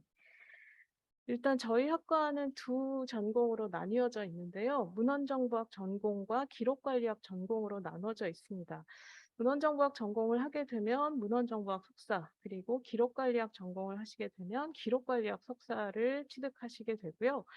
일단 문헌정보학 전공을 하게 되면 2급 정사서 자격증 발급이 되는데, 물론 학부 졸업생들도 2급 정사서 자격증 발급이 되기 때문에 다른 전공을 하고 오시게 되면 문헌정보학 전공을 통해서 2급 정사서 자격증을 받으실 수가 있게 되는 거고요. 문헌정보학 전공을 하시게 되면 주로 대학도서관이나 전문도서관처럼 학술 정보나 전문적인 정보를 다루는 이런 기관에서 사서를 하시게 되고요. 아니면 이 국가도서관들, 국립중앙도서관이라든지 국회도서관 같은 국공립 공공도서관의 사서직 공무원으로 진출하실 수도 있습니다. 또 하나는 그 한국과학기술정보연구원이나 아니면 한국교육학술정보원 같은 지식정보 분야의 정부 출연 기관, 정부 출연 연구소들의 연구원으로도 진출을 하기도 하고요. 그리고 기록관리학 전공 같은 경우는 기록관리학 석사를 취득하시게 되는데요. 기록관리학 같은 경우는 원래 공공기관에 기록물 전문 요원이, 기록물 관리 전문 요원이 있게 되는데, 원래 이 기록물 관리 전문 요원은 시험을 봐야 하는데, 만약 저희 그 기록관리학 전공에서 석사를 취득하시게 되면 시험 없이 이 기록물 관리 전문 요원으로 일을 하실 수 있게 됩니다. 국가기록원이나 나라기록원 같은 기록관에서 일을 하실 수도 있고요. 아니면 각종 공공기관이 기록물 관리 전문 요원을 반드시 두도록 되어 있기 때문에 진출할 수 있는 분야는 상당히 다양하고요. 또 하나 기록관리 솔루션 개발을 하는 이 업체들도 많이 있습니다. 그래서 기록물과 관련된 DB 구축이라든지 또 컨설팅을 하는 이런 회사들에 취업을 하실 수도 있습니다. 각각의 이 전공에서 어떤 내용들을 다루게 되는지는 종합시험 과목을 통해서 아실 수가 있는데요. 문헌정보학 전공 같은 경우에는 일단 정보 이용자는 어떤 사람들인가, 또 정보 이용 행태가 어떻게 되는가, 이런 내용들을 연구해야 되는 부분이 있어서 이 정보 이용자 연구라든지, 또 그리고 도서관에서 분류나 목록, 그리고 이제는 메타데이터까지 정보를 조직하는 부분에 대한 내용이 포함되어 있고요. 또 정보 시스템과 관련해서 데이터베이스라든지 정보 서비스를 제공하는 다양한 정보 시스템, 그리고 네트워크와 관련된 수업도 마련되어 있습니다. 또한 정보센터나 도서관의 경영, 말하자면 중간 관리자 또는 도서관장, 이런 경영과 관련된 또 기획과 관련된 이런 내용을 다루는 수업도 있고요. 그리고 기록관리학 같은 경우에는 학부에서 기록관리학을 제대로 다루지 않고 있고, 이 기록관리학 개론 정도만 다루고 있기 때문에 조금 더 이 다양한 기록관리학의 분야들을 이 기록관리학 전공에서 석사과정에서 다루실 수가 있게 되고요. 이런 내용들을 통해서 이 문헌정보학 전공 또 기록관리학 전공 두 가지 분야를 저희가 다 제공하고 있고, 다양한 방면으로 진출을 하실 수가 있게 되는 건데요. 무엇보다도 저희 학과에서는 일단 학과 장학금, 문헌정보학과 교수 장학금을 통해서 이 학비에 많은 도움을 드리고자 노력을 하고 있고, 또 대체로 이 저희 전공하는 학생들은 조교로 일하는 경우가 많기 때문에 원생 조교 장학금을 받는 경우도 많고요. 또 만약에 우수한 성적을 갖추게 된다면 원생 우수 장학금, 그리고 대부분 우리 학과 이 학부를 졸업한 학생들이 저희 석사 과정으로 들어오게 된다면 본교 출신 장학금도 받으실 수가 있습니다. 그리고 이 공공 빅데이터 관리 학과에서도 말씀하셨듯이 저희도 이 수업 운영이 상당히 탄력적이고 학생에게 무조건 맞춰주는, 그래서 시간이라든지 아니면 전공 분야 같은 것들도 저희 문헌정보학이나 기록관리학 모두 다양한 분야를 다 다룰 수 있는 역량을 갖춘 교수님들이 다 계시기 때문에 학생의 관심 분야에 맞추어서 수업을 진행할 수 있게 되어 있습니다. 많은 관심 부탁드리고요. 저희 공공 빅데이터 관리 학과와도 관련이 있고, 또 여기 자료는 따로 마련하지 않았지만 특수대학원 중에 휴먼 서비스 대학원으로 도서관 정보정책 전공도 제공을 하고 있는데요. 휴먼 서비스 대학원은 이 논문 없이 수업만으로 학위 취득이 가능하고 대신에 수업 30학점 들으시면 되고요. 그리고 원래 이 도서관 정보정책 전공 같은 경우에는 도서관이나 정보센터의 중간 관리자 이상 되시는 분들 수업 들으시면 좋을 내용으로 갖추어져 있습니다. 많은 관심을 부탁드립니다. 설명 여기까지입니다. 감사합니다. 네, 설명해 주신 김현정 교수님께 감사드립니다. 휴먼 서비스 대학원의 도서관 정보정책 전공까지 함께 설명을 해주셨습니다. 많은 관심을 부탁드리고요. 이제부터는 영상으로 설명을 듣도록 하겠습니다. 교육심리학과, 디자인학과, 그리고 식품공학과의 순서로 진행이 되겠는데요. 먼저 교육심리학과 영상을 통해서 확인하도록 하겠습니다. 안녕하세요. 2023학년도 전기대학원 공동입시설명회에서 일반대학원 교육심리학과의 발표를 맡은 원생조교 장수민입니다. 목차는 첫 번째로 학과 소개, 두 번째로 세부 전공 및 교수님 소개로 이루어져 있습니다. 첫 번째로 학과 소개입니다. 교육심리학은 교육 장면에서 인간의 행동을 과학적으로 연구하는 학문입니다. 학부의 교육심리학과를 모체로 대학원에 개설된 본학과는 정서인지 통합형 전문가를 양성하기 위한 교육 목표를 확장하여 교육심리, 교육 측정 및 평가, 상담 및 임상심리로 전문화된 전공이 개설되어 있습니다. 두 번째로는 세부 전공 및 교수님 소개입니다. 우선 교육심리 전공입니다. 학습자와 교수자의 효과적인 학습과 교수 활동에 대한 전문 지식의 기초가 되는 심리학적 지식을 습득함으로써 교육 영역 종사자 역량 강화를 위한 전문 지식을 습득합니다. 학습부진 학생들을 돕기 위한 교수 학습 자료 개발이나 대입 프로그램에 참여할 수 있는 기초 역량을 함양하게 됩니다. 진로 영역으로는 인지학습 치료, 학습 컨설턴트, 입학사정관, 교수학습센터 취업 등이 있습니다. 교육심리 전공의 교수님으로는 김소희 교수님, 김평우 교수님, 테레사평 교수님이 있습니다.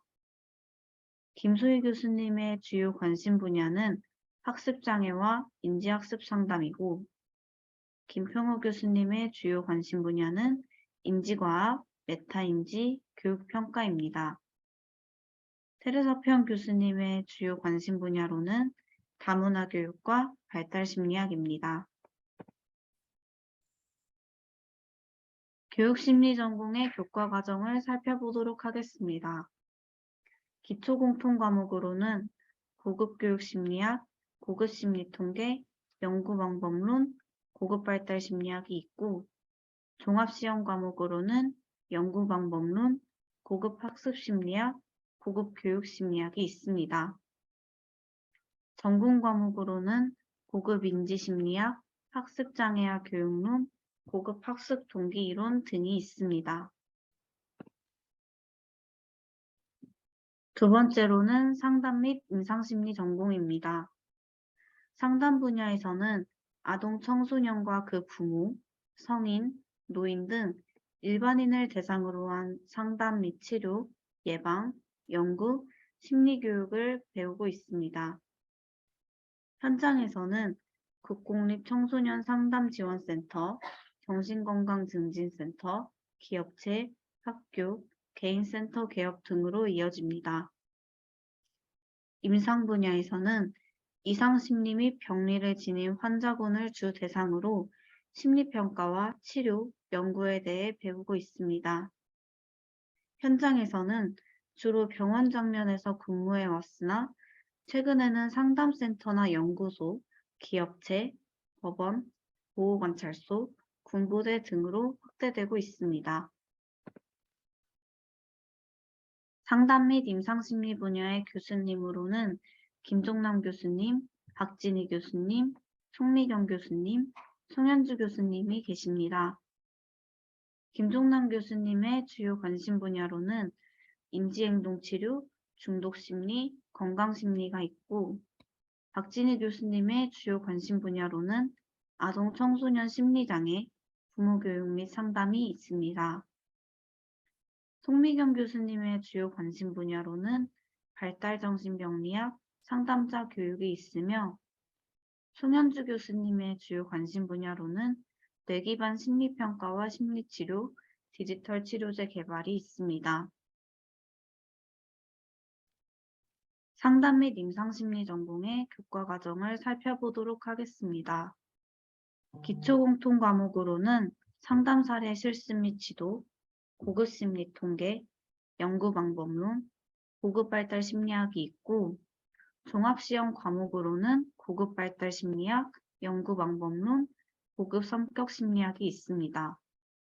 전공 과목으로는 정신병리학, 고급 심리치료와 상담이론, 인지치료 및 행동치료 등이 있습니다. 마지막으로는 교육 측정 및 평가 전공입니다. 통계 분야에서는 사회과학 분야의 자료 수집 및 분석에 초점을 맞추어 진로 영역으로는 교육기관의 연구원으로 이어지게 됩니다. 측정 분야에서는 학업성 지도 검사나 심리검사 개발을 수행하여 진로 영역으로는 검사개발 회사의 측정 전문가, 교육과정 평가원과 교육개발원의 연구원으로 이어지게 됩니다. 평가 분야에서는 양적 자료와 질적 자료 분석을 병행하여 현장에서 프로그램 평가와 기관 평가 등 다양한 업무를 담당하고 있습니다. 교육 측정 및 평가 전공의 교수님으로는 이윤성 교수님이 계시고, 주요 관심 분야로는 검사 타당도 연구, 차별문항 기능 등이 있습니다. 교육 측정 및 평가 전공의 교과 과정을 살펴보도록 하겠습니다.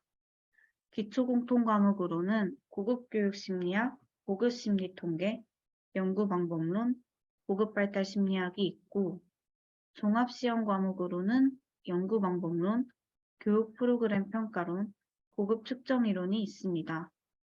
전공 과목으로는 중다변인 분석법, 검사도구 개발 세미나, 문항 반응 이론 등이 있습니다. 보다 구체적인 교육과정 조회를 위해서는 교육심리학과 홈페이지에서 대학원의 교육과정 부분을 참고해 주시길 부탁드리겠습니다. 지금까지 교육심리학과였습니다. 감사합니다.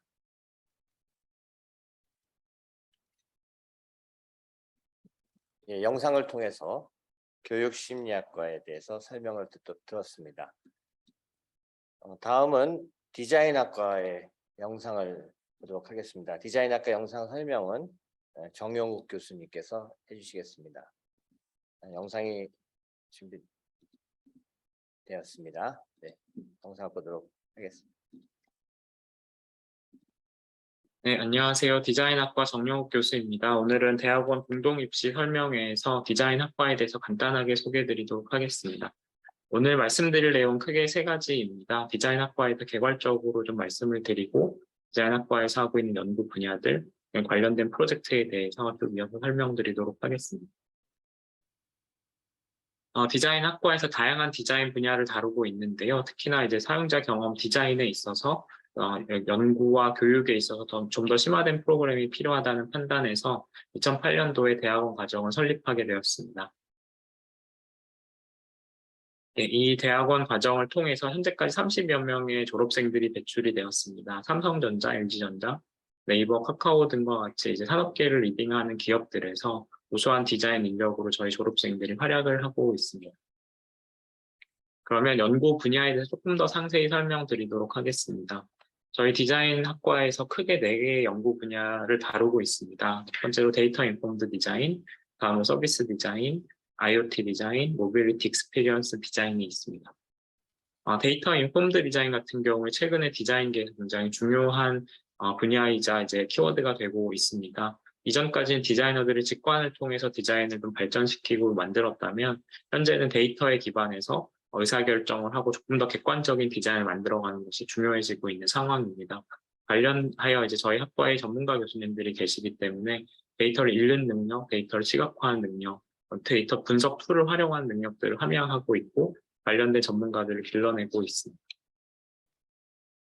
두 번째로 서비스 디자인입니다. 디자인이라는 것이 최종적으로 어떤 시각화된 결과물에만 한정되는 것이 아니라 어떤 서비스를 기획하고 그 서비스를 어떤 식으로 사용할지에 대한 사용자 연구를 진행을 하고 관련된 내용들을 분석해서 최종적인 사용자들이 만질 수 있는, 쓸 수 있는 디자인을 만들게 되는데요. 저희 학과에서는 오랫동안 이 서비스 디자인 분야를 연구를 해오고 있고 관련된 프로젝트를 수행해오고 있습니다. 그래서 이 분야에서도 저희 디자인 학과가 굉장히 잘하고 있다라는 말씀을 드릴 수 있을 것 같습니다. 세 번째로는 사물 인터넷 IoT 디자인 분야인데요. 저희 디자인 학과에 이제 IoT 경험 라운지라는 것이 왼쪽 하단에 보신 이미지와 같이 구축되어 있습니다. 이 공간에 다양한 IoT 기기들을 구비를 해놨고 서로 이제 작동을 시킬 수 있게 연결을 해놓은 상태입니다. 그래서 관련돼서 연구를 진행을 하면서 연구원들이 본인들이 원하는 형태의 디자인을 만들고 오토메이션을 구축하는 등의 이제 연구를 진행을 하고 이 과정에서 얻어진 데이터를 통해서 또 다른 연구 결과물들을 만들어내는 선순환이 이루어지고 있습니다.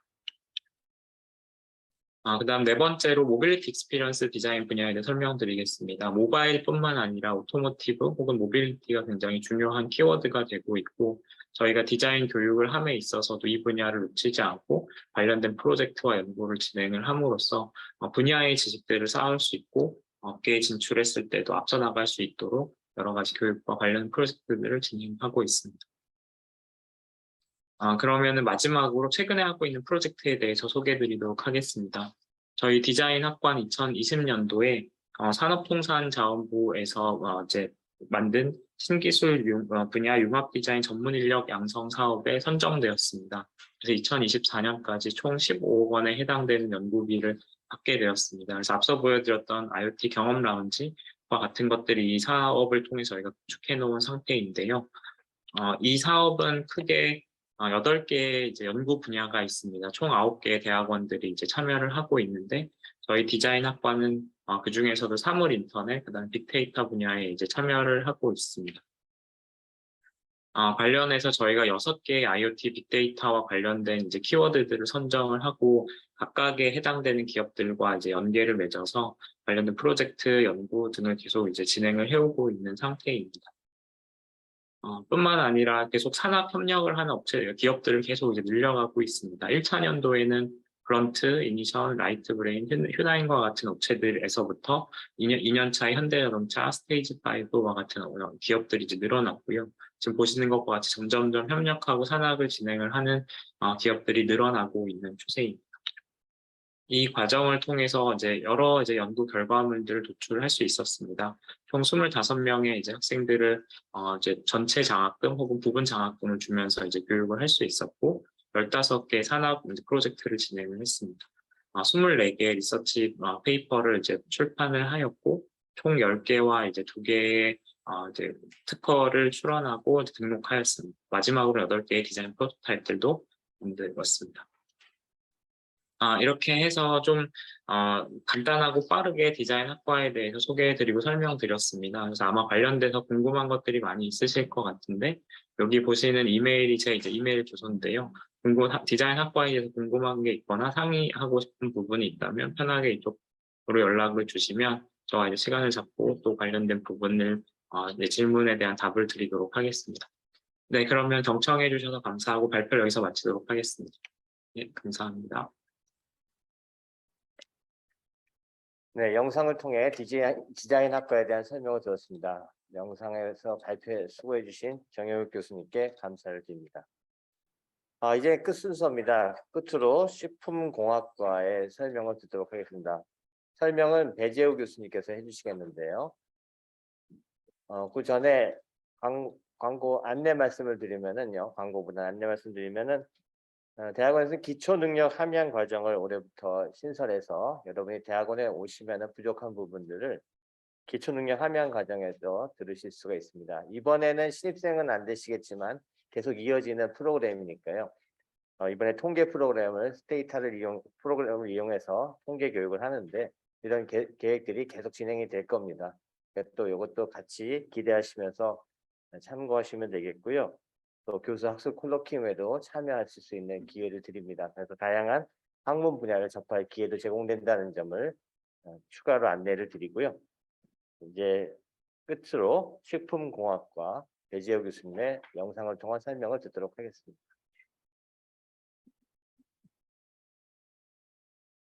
네, 안녕하세요. 대학원 공동 입시 설명회에 참석하게 된 식품공학과 배재호입니다. 저는 지금 현재 식품공학과 학과장을 맡고 있습니다. 아쉽게도 요 공동 입시 설명회 시간이 저희 학과 수업 시간이랑 좀 겹치는 관계로 아쉽지만 이렇게 온라인으로 참석을 하게 되었습니다.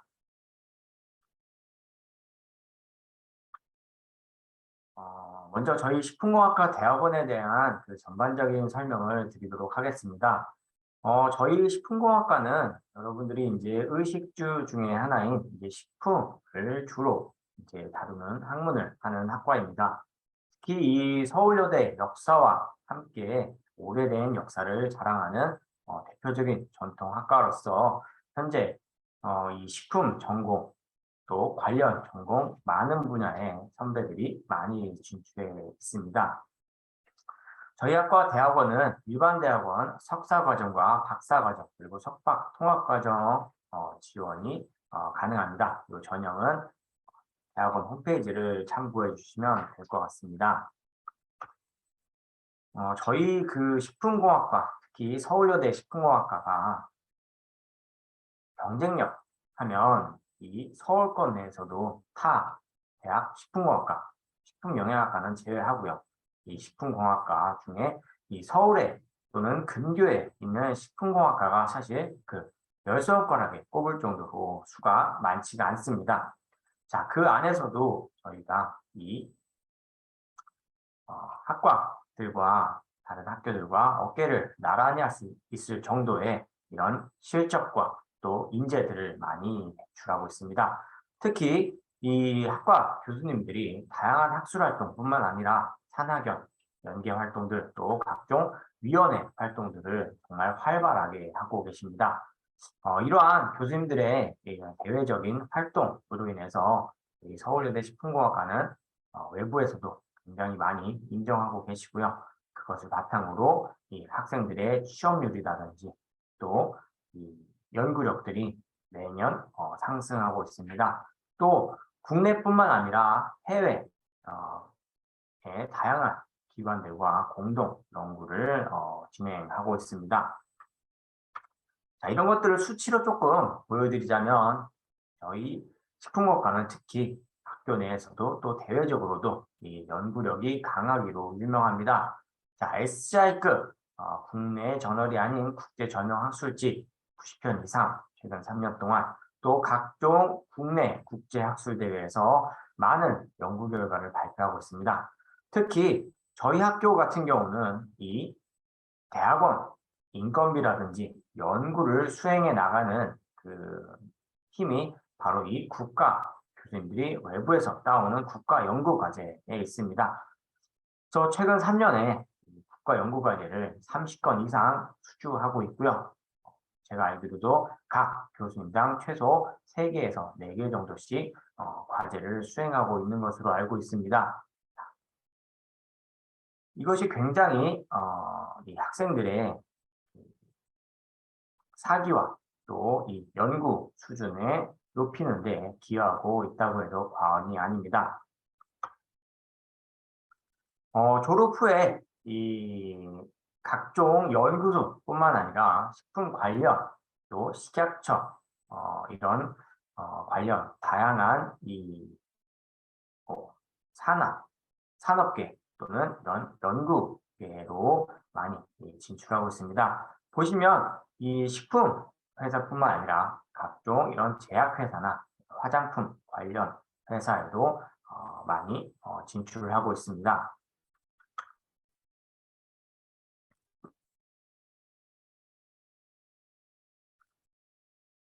여러분들이 대학원에 입학하시게 되면 기본적으로 뭐 랩마다 조금씩 다르겠지만 등록금을 지원 받게 됩니다. 또 조교로 활동을 하면서 일부 장학금을 수여할 수도 있고요. 성적 우수자들 같은 경우에는 입학 시 등록금이 일부가 전액 또는 반액 이렇게 면제가 되는 경우도 있고요. 본교 출신은 소정 금액의 장학금이 있습니다. 이런 관련 것들은 대학원 그 지원을 참가를 해보시면 됩니다. 이 아래쪽 같은 경우 이제 각 실험실별 조금 차등이 있을 것 같긴 한데 그거는 해당 담당 교수님과 논의를 해보시면 될 것 같습니다. 대부분 이 연구과제에 참여를 하고 연구과제에서 인건비를 일부 받고 또 인센티브까지 받는 경우도 있고요. 각종 국내 국제학술대회에 참가해서 경험을 쌓기 위해서 참가 경비 일체를 지원을 하고 있습니다. 저희 학과는 이 총 6개 이렇게 연구실이 있습니다. 6분의 교수님들이 각각 연구실을 운영하고 있는데 현재 석사 과정 21명, 박사 과정 1명, 또 기타 외부 연구원, 그다음에 학부 인턴들로 해서 총 약 30명 정도가 상주하고 있습니다. 특히 이 2020년 이전에는 연평균 5명에서 6명 정도가 대학원에 진학을 했다면 2020년부터 이 새로운 교수님들이 오시면서 매년 약 11명 정도, 10명 이상씩의 본교 대학원으로 진학을 하고 있습니다. 굉장히 점점 인원수도 늘어나고 경쟁률도 높아지고 있는 실정입니다. 자, 그러면 6개 실험실을 간단하게 설명을 드릴게요. 먼저 식품안전 품질 실험실에서는 이 식품 원료의 진위 여부라든지 이런 것들을 확인하기 위해서 유전자 분석법 개발을 통해서 이런 분자 마커를 발굴하고 이런 판별법, 식품의 품질 판별법을 연구하고 있습니다. 또 관련 이런 유전체 분석 기반에서 유용한 대체 식품 소재를 발굴하는 연구를 진행 중에 있습니다. 식품 가공 포장 기술 연구실에서는 각종 이런 저장 과정 중에 식품 저장성 모니터링을 위한 스마트 포장, 또 이런 비갈 공정을 이용한 이런 살균 기술, 또 각종 이런 능동 포장, 액티브 패키징 포장 기술을 개발하고 있습니다. 자, 상세한 것들은 요 각 랩 홈페이지를 참고하시면 됩니다. 자, 식품 응용 미생물학 실험실에서는 이런 항생제 내성균 및 식중독균을 제어하기 위한 이런 소재를 찾고 있습니다. 또 밀키트 제품 안전성 검사 및 안전성 향상 기술 개발, 또 각종 천연물을 이용해서 항바이러스뿐만 아니라 항균 소재 물질을 탐색하고 얘들을 적용할 수 있는 기술을 개발 중에 있습니다. 또 이 최근 발효식품 유래한 이런 프로바이오틱스를 동정하고 기능성을 탐색하는 등 또 관련 마이크로바이옴 연구를 수행 중에 있습니다. 간단히 말해 유해균뿐만 아니라 유효균까지 다방면으로 연구를 수행 중에 있습니다.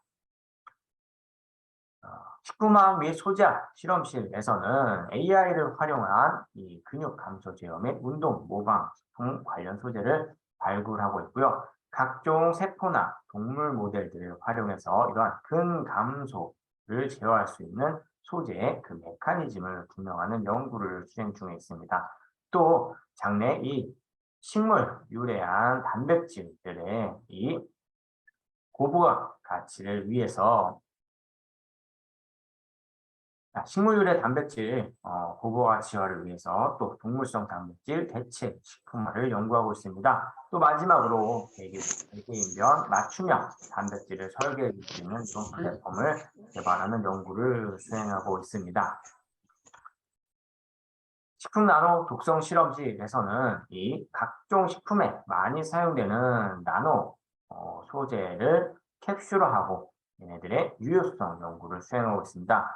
또 나노 기술의 안전성 확인을 위해서 식취제, 식품 속이나 우리 몸 속에 들어갔을 때 독성에 대해서 평가를 하고요. 이런 식품 소재나 이런 것들과 상호작용에 대한 연구를 수행하고 있습니다. 또 이 식품 소재나 각종 소재나 첨가물 이런 것들 효능뿐만 아니라 이 독성으로 작용할 수 있는 또 독성의 그 동태 이런 또 독성 기작 등을 연구를 통해서 식품 안전 소재를 개발하고 있고요. 또 특히 화학 분석이나 세포 또 동물 모델을 이용해서 이런 독성과 이런 유효성 연구를 수행 중에 있습니다.